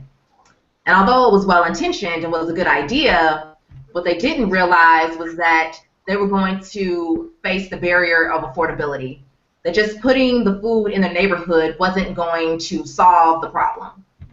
So the markets failed after 2 seasons, and they failed because the farmers stopped coming. And the farmers stopped coming because they weren't making any money. And they weren't making any money because the neighborhood just could not afford the retail prices. And we want to be fair to our farmers. We know that they need to charge a certain amount to make ends meet, and that's understandable. However, both parties would often leave frustrated and empty-handed. So after banging her head against the wall, she found out about this more cooperative economic model coming out of Cleveland, Ohio called Fresh Stop. So she was mentored by Maurice Smalls, and then she brought the model back to Louisville but adapted it for our neighborhoods. So they're basing on the idea that one family may not be able to afford all of their fresh produce from a farmer's market or even from a grocery store, especially if there's not a grocery store in their neighborhood.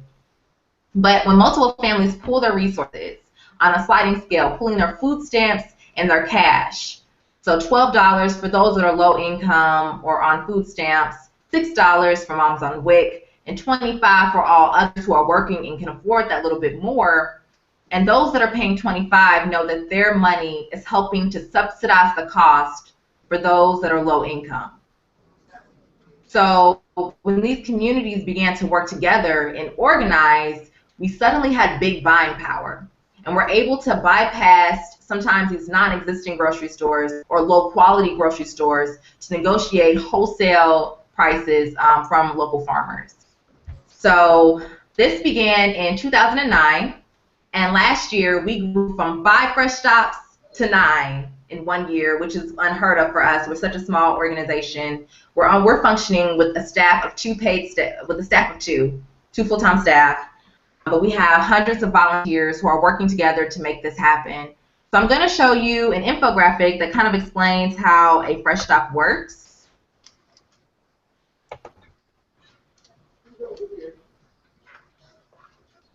These are leadership teams. Let's see. Oh, hold on. Oh, I didn't go to sharing. Wait a minute. There we go. All right, you're good. Good? Okay.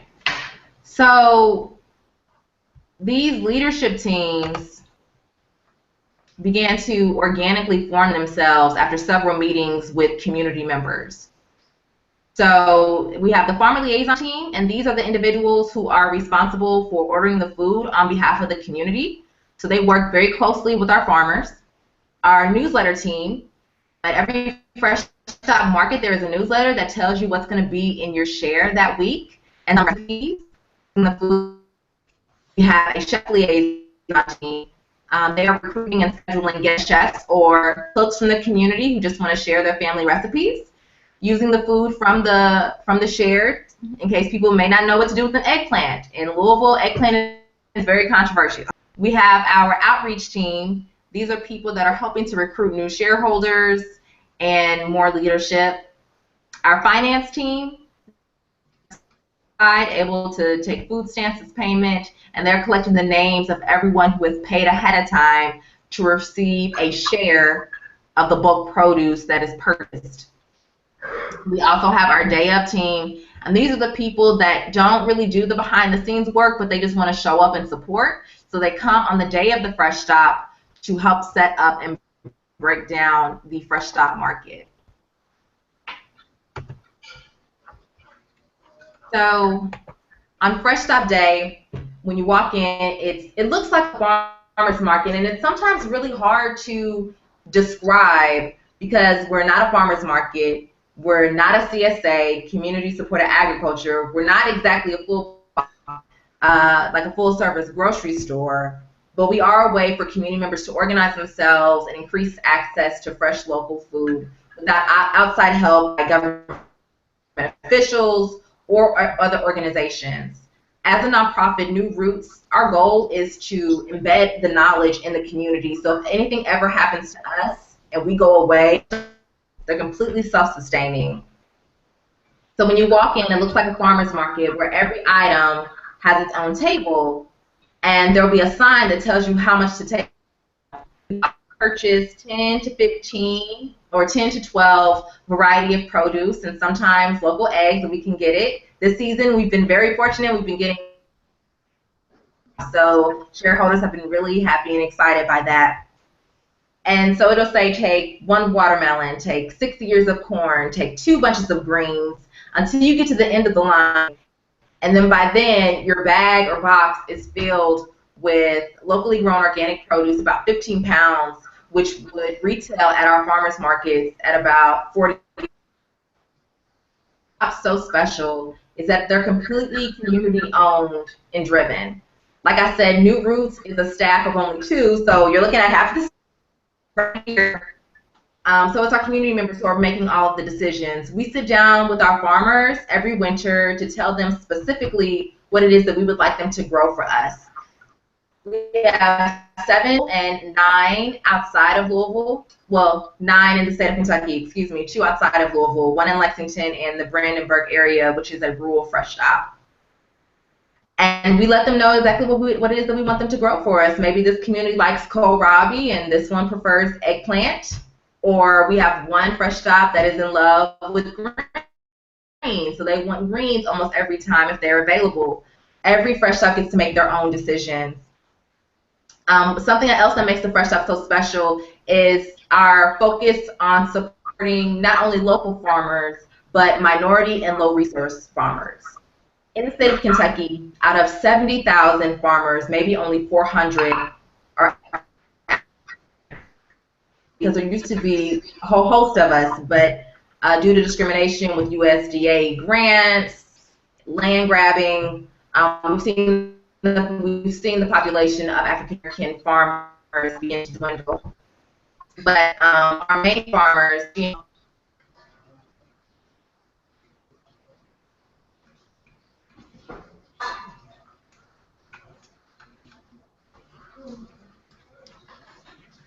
incredible.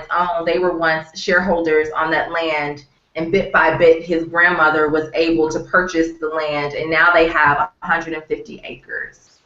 So they're very diverse. They grow all types of vegetables. They also do dairy. They have beef, pork, chicken, sometimes eggs. And there's an amazing group of people. They saved us in the middle of our season a few years ago when our main farmer at the time left us because she got a contract with Kroger. So we were in the middle of the season, didn't know what we were going to do, and just by the grace of God, we were introduced to these farmers and later found out that they were the first cousins of one of our leaders, and they had never met each other. So they came to our rescue and have been very close to us ever since. And through their success with the Fresh Stop, they then, and with friends to develop this consortium. So they grow together, they coordinate their growing to provide for our Fresh Stops. Let's see. Yes, our farmers are just incredible. Our farmers also love us because of the wholesale prices. So by guaranteeing them a market, they don't have to worry about whether or not they're going to sell their produce at a farmer's market, which makes doing business with us very admirable. Fresh Stops run from June to October because that's the growing season in Kentucky. But but this season we'll be premiering or piloting our first winter Fresh Stop in another neighborhood of Louisville. So we got a grant from the USDA to provide our farmers with the necessary equipment to do flash freezing, as well as build hoop tunnels or hoop houses to extend the season into December. So we're really excited about that. Last year, we had 650 shareholders across 5 fresh stops. This year, like, we doubled our capacity, so we're thinking that by the end of the season, will have serviced 1,200 shareholders. So the same people that were food insecure are now the people that are cooperating and working together in order to make these fresh stop markets happen. And like I said, a lot of these fresh stops are happening in food deserts, but I often don't like to use the term food desert because it can be deceiving. It doesn't get at the quality of produce that is offered.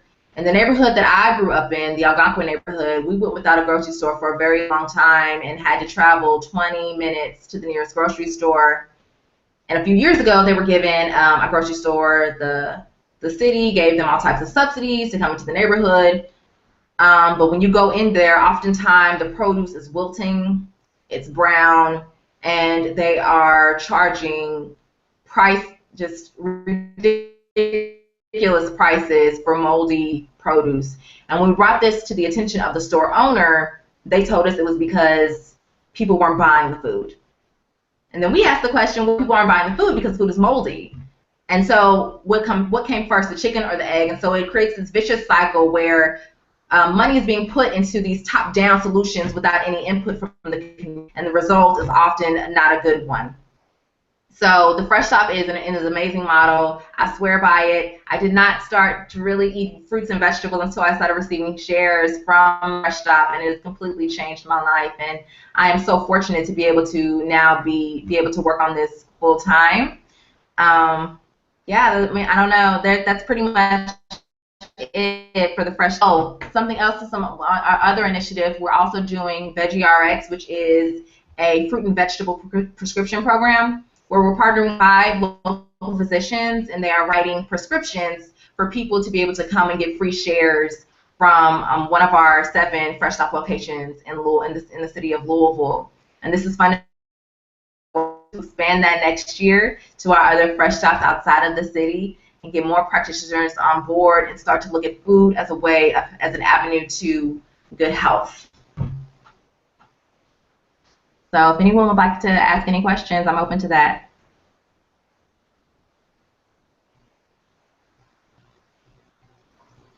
Sorry, we had to unmute ourselves. Thank you. So obviously in the Fresh Stop model, community input and buy-in is the main driver. What are some barriers of how to get over that in sort of the beginning stages of Fresh Stop development? Like how to get community buy-in? Right. Well, I'll use one of our newest Fresh Stops, our Smoketown Fresh Stop, as an example. So before we moved expanded to the Smoketown neighborhood this year, we have been spending years developing relationships with institutions and with churches in that neighborhood. And it was really those relationships that we had already formed that gave us the street cred that we needed to get community buy-in. So a lot of our efforts are very grassroots. We're a very small organization, so we don't have a marketing budget. So it's very word of mouth, going door to door, and just really concentrating on building those relationships and having real conversations with people. So the fact that we already had relationships at Youth Build, which is an alternative school for young people in the Smoketown neighborhood to learn trades, with Coke United Memorial Church in the Smoketown neighborhood, and other nonprofits in the area, that gave us an in to a lot of the population, and it made it able for us to gain their trust. So it's just all about those relationships and taking the time to be in space, not just showing up once, but continuing to show up. People get to know your face, and then eventually you gain the trust of the community. I hope that answers your question. It does, thank you. We have a question about what's the cost per share. Can you go over that? Sure. So like I said, it's a sliding scale depending on income.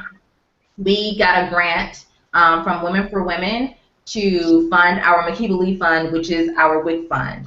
So since we're not legally allowed farmers markets in Louisville or in Jefferson County, we offer like a double bucks, where they pay $6 and then we match that $6 with $12. So to summarize, it's $6 for families on WIC, $12 for people who are paying with food stamps or people who are low income, but others who are working and can afford a little bit more, it's $25. And again, those that are paying $25 know that their money is helping to subsidize the cost that wouldn't normally be able to afford this quality of food. And I also wanted to say we have a fresh shop here locally at Tabernacle Presbyterian Church. So can you share a little bit about that and then your prices here locally? Sure. Okay. My name is Sally John, and we were inspired by my son Jeremy, who's with me. He started a fresh stop in Washington, D.C. and knows Karen and kind of based his off of what she was doing in Louisville. And we're in our third year of our fresh stop at Tabernacle Presbyterian Church, which is just down the street from here. And we have our fresh stop every 3 weeks. We started out having it every 2 weeks, but that seemed like too much. And we sell between 25 and 30 shares each time. And we have two prices. Our prices are either $12 or $25 a share. And our next fresh stop is October 3rd. Jeremy started a website for us, and that's where you can order. And so if any of you are interested, you can go to freshstop.org/tab, and it'll ask you about your income, and then it will tell you how much your share should cost. We have a deadline of Sunday at midnight, the week before the fresh stop, each Saturday. And then you come to Tab on Saturday morning between 10 and 11, and you pick it up. So that's kind of how ours works. We have basically 3 farmers that we work with.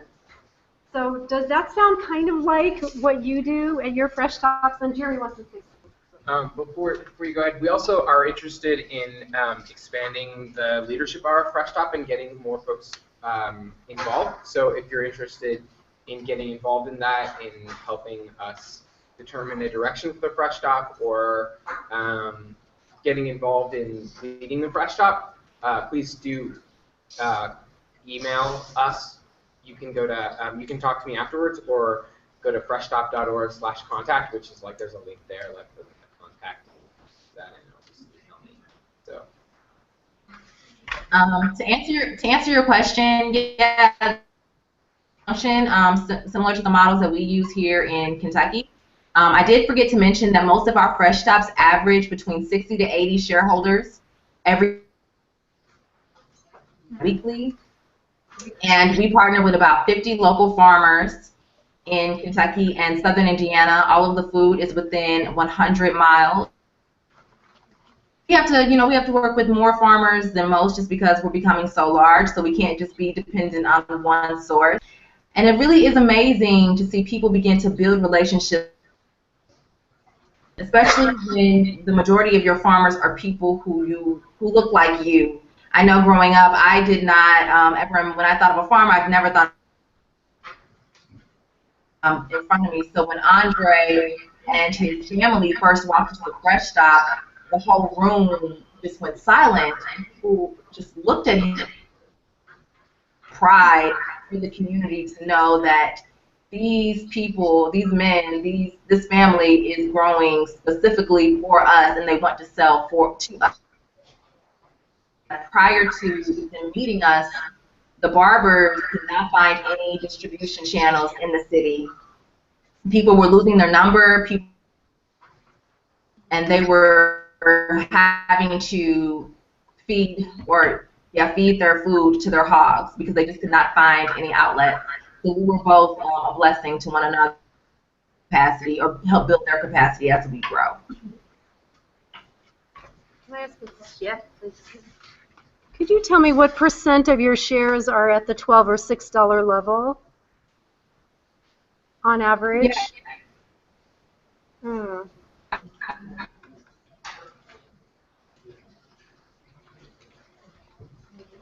Spot.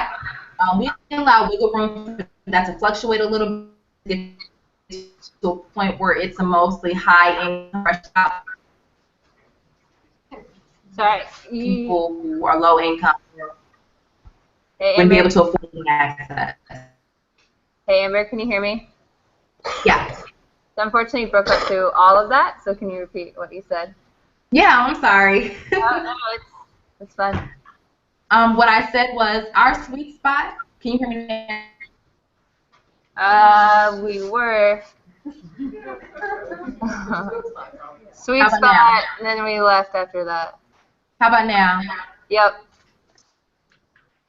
No. We keep hearing sweet spot, but nothing else. Wow. I don't know Yeah. why. We like to keep it at about 75% low income and 25% higher income. We want to ensure that it doesn't become a higher income fresh stop that's no longer serving our mission, which is to ensure that low income families, residents of food deserts, are getting access to food that they normally wouldn't have access to. Thank you. I'm gonna, because we're having some technical difficulties in cutting out. Hopefully, can you share where we can be in touch with you, and hopefully we'll be able to hear it. If not, I can share the information with the panelists or with the audience. Say it one more time. I'm sorry. Can you? We're gonna cut off because we're having kind of faulty technical difficulties. But if we can get it, can you share where we can get more information about New Roots? Yes, you can go to our website, newrootsproduce.org, and there you'll find the history of New Roots, and there's a page that's called Frequently Asked. Probably answers any questions that you would probably have about the Fresh Stop market.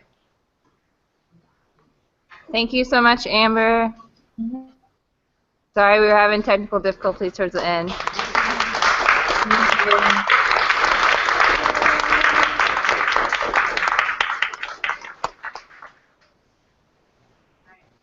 with that, we have one more speaker, a local expert, Deb Croca of the Indiana Cooperative Development Center. So I'm going to turn it over to Deb to talk more locally about resources and things and projects she worked on here.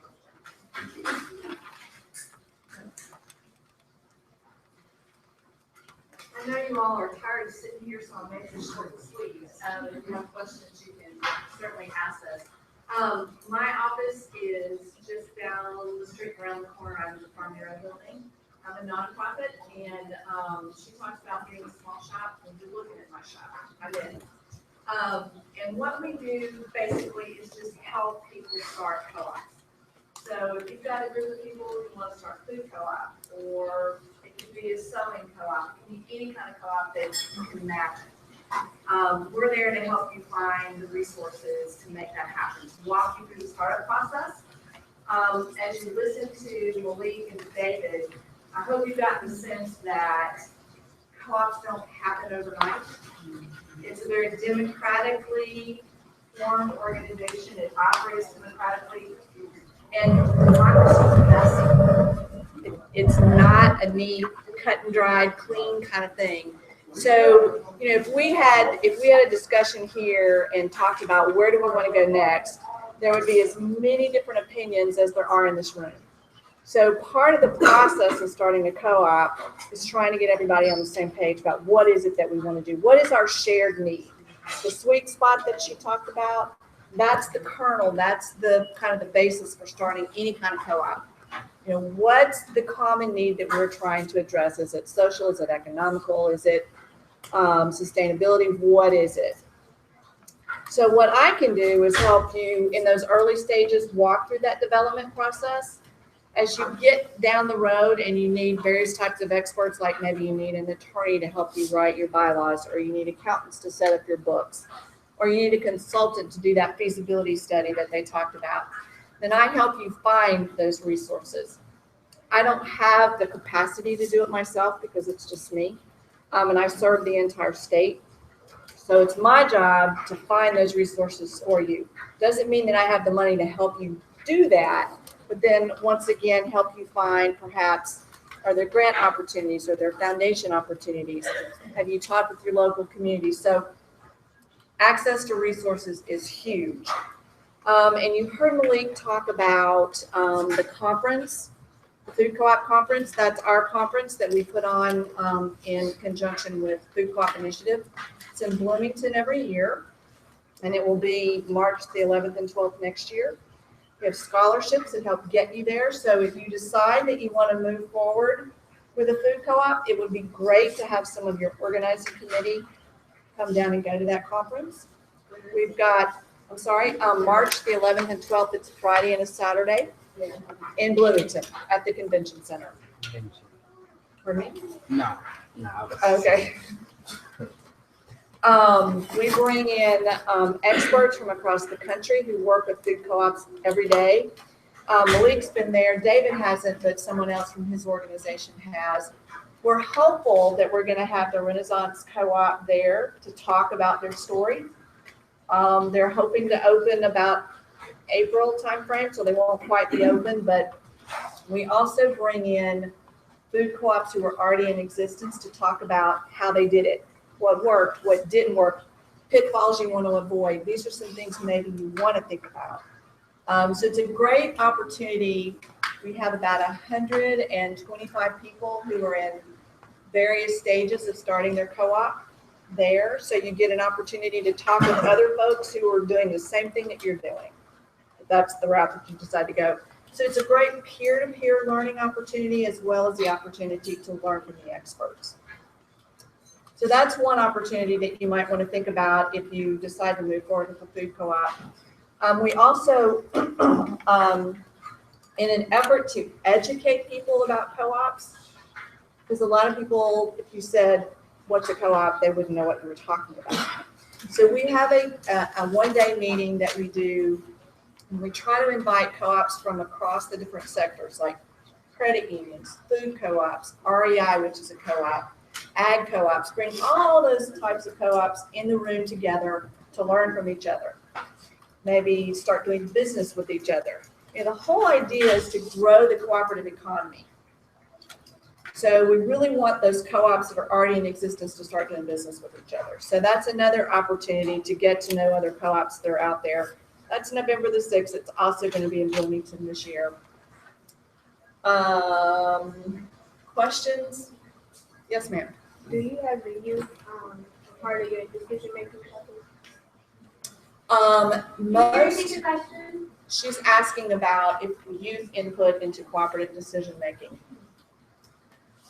Most co-ops that you will talk to today that are already in existence recognize that most of the management is, looks like me, getting older, they're baby boomers, and they know that they need to find a way to bring youth up and to start incorporating them into the decision-making process. So every co-op's different.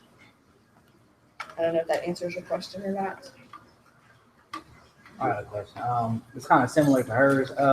So these co-ops, they go into different neighborhoods and communities. My question was, how does that co-op or anyone that runs that co-op bring youth from those specific communities into like you said, the decision making or the process? And I will start with this. If you've seen one co-op, you've seen one co-op. So they're all different. They all operate differently. And it's the way that they operate is based on the people in the community. So if the co-op that's forming, say, in this community, if they have a desire to have youth input, youth voice at the table, they're going to ask the youth to be involved. Okay. And you as youth in the community where a co-op is forming need to step forward and say, hey, we want to be part of that process. We want our voices to be heard. We have something to bring to the table. So there's an obligation on both parts. It's the obligation on the organizers to bring the youth into it, and for the youth to say, hey, we have a stake in the game and we have something to bring to the table. Okay. So let our voices be heard. Okay. Does that help? Yes, ma'am. Questions? Right. Yes, sir. Just a little bit about how you co-op this. Sure. I started, let me just tell you my life story. I am from the South, in case you couldn't hear that. I'm from Alabama, from the Gulf Coast. Grew up in a typical working class family. Got married young. That didn't work out. Decided to go back to school. As long as didn't have any money and was going to school, I may as well get my master's, which I did. My first job out of college was at a small business development center. So the first 16 or so years of my business career, my professional career, was working in the small business development center arena, helping individuals start businesses. I came to Indiana to do the same thing here. There was some transition with the Small Business Development Center, and I was looking for a job. I helped start the Co-op Development Center here in Indiana, was on the board. They needed a director, I needed a job, so there I am. There's a lot of the skills that I learned helping individuals start businesses apply to the co-ops, because the co-op is a business first and foremost. I mean, you can have all kinds of reasons that you start a co-op, but a co-op is a business and it needs to be profitable to stay in business. That's not the motivation, it's not the primary driver, but it has to be profitable. But the difference is that co-ops are about community. They're about groups of people coming together to pull themselves up, if you will, by their own bootstraps, being self-sufficient, not waiting for somebody else to do it for them. I really have enjoyed working in the co-op arena, helping groups of people start businesses, probably much more so than I did helping individuals start businesses. Malik, I think it was Malik said this, one of the 6 principles is co-ops, helping co-ops. It's absolutely true. It's one of the 7 founding principles of cooperatives. I don't care what kind of co-op you are, that principle is a bedrock. So if you guys decide that you want to do a food co-op, the food co-ops that are already in existence here in Indiana will be more than happy to help. We can, put together some tours to go to Michigan or to Illinois or to Iowa or to Ohio or down into Kentucky. There are a few down there. The existing co-ops want to see co-ops that are similar to themselves be successful. So they're willing to break out their financials, to tell you how they did their organizing, how they got members. Almost anything that you want to see, they're willing to show you. You're never going to see that over here on the corporate side of the world.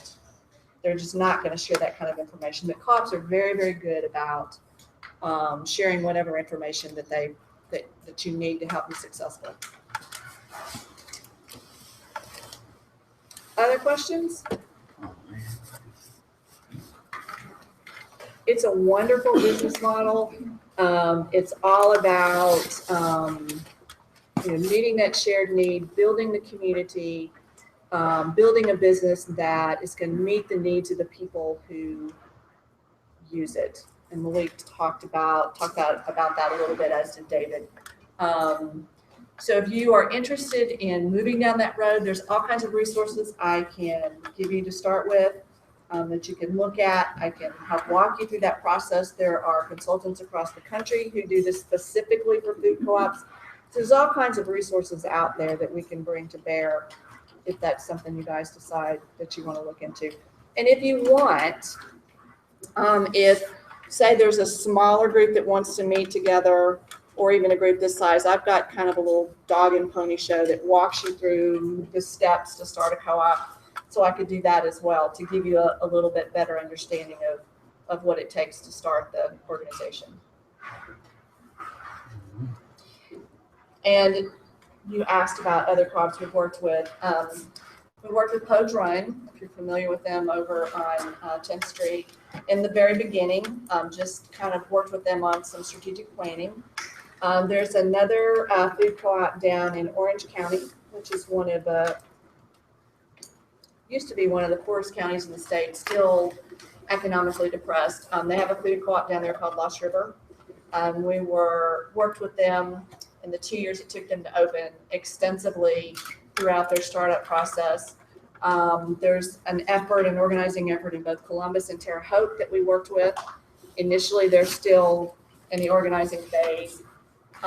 There's a new food hub over in the Greenfield area that we helped start up. So we do a lot of work around food, whether it's farmers markets, food hubs, food co-ops. Just was in South Bend a couple of weeks ago looking at a housing co-op project. It's really, really exciting. That's a need that too often gets overlooked. And it's a housing co-op for low-income individual homes instead of an apartment setting. So each of the 28 families that live in that co-op are going to live in an individual house with a detached garage and a basement. It's an awesome project. It's so exciting. Yes, ma'am. I can't speak for anybody else in this room, but this discussion has been really good for me, especially the young lady that's been talking, because that's really more of what I want to do. And I had already been getting people's names and emails and stuff like that. So you were talking about the organization phase and development. So how long does that typically take? What does that look like to you, the different phases? It can take a long time or it can take a short time. Typically, when I meet with a group of folks the first time, I tell them, look for it to take anywhere from 24 to 36 months. And I know that sounds like, oh my God, it's going to take that long. It depends on the group of people that you're working with and how fast you coalesce around the direction that you want to go. And then you need to do your due diligence. You need to treat this like you're starting a business, because that's what it is. Do your homework, do your feasibility study, do your business plan, secure the financing. And all the time that's happening, and Malik mentioned this, they spent all their time working on the process and didn't involve the community as much as they should have all along. So now they've got to go back and start building the community up. And there's a way to make it happen at the same time. So the bottom line is it doesn't happen overnight. It's a lengthy process. And are you on LinkedIn? I've been doing spy. Yes. LinkedIn? Yeah. Okay. And our website is icdc.coop. ICDC. Yes, ma'am. I was just curious, in your experience with co-ops in general, if there's ever been resistance to groups that can the idea. Oh, yeah. And what would be the things that people should be aware of? Especially, I shouldn't say especially. I'll give you an example. In Terre Haute, there's an organizing effort that's been going on now for about 5 years. And there is a natural foods market there who felt like you're going to be competition. You're going to draw people away from my store to do this. And rather than throwing up their hands and going, oh, I don't know the word to use, but they involved him in the process. They invited him into the meeting, into the planning process. And he understood what they were trying to do, so that he felt like he was involved in the planning of that and understood that, you're going to be over here, I'm going to be over there. Competition is not always a bad thing, and far enough away that it wasn't going to be right in his backyard. And even within the original group, as they're starting to kind of work through these issues, there are going to be people who disagree. Do we want to be conventional product? Do we want organic? All kinds of things come up because you're all different and you're all coming to the table from a different perspective. So it's making sure that you listen to each other and try to find that common ground. Cooperate, it's in the word. Yeah. Other questions? It's an exciting time, and working through the cooperative process is exciting. It's a lot of work, I won't lie to you. But at the end of the day, when it's all said and done and you've got a grocery store, if that's what you decide to do in your community, it will have been worth all the effort that it took to get there. Okay.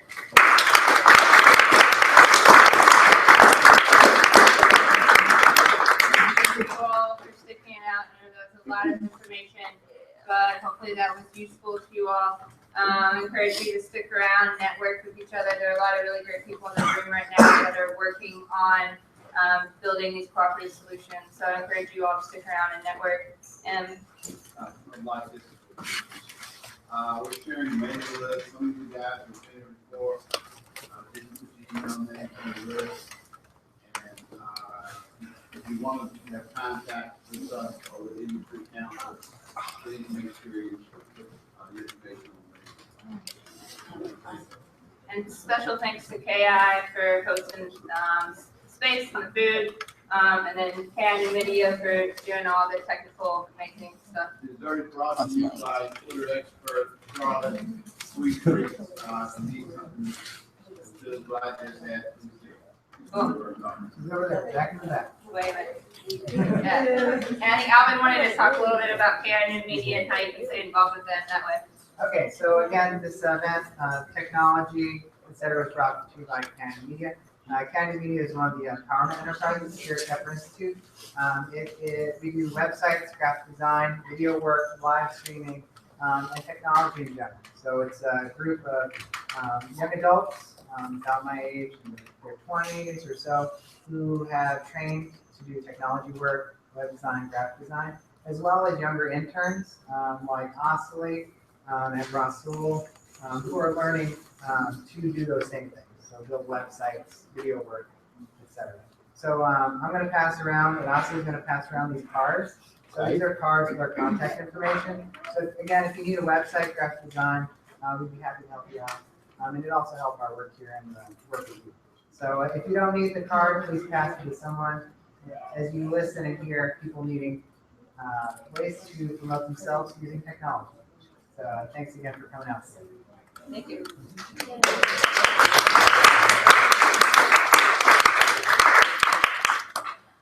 I think there's still food, so go eat, hang out, talk to each other. Thundercats.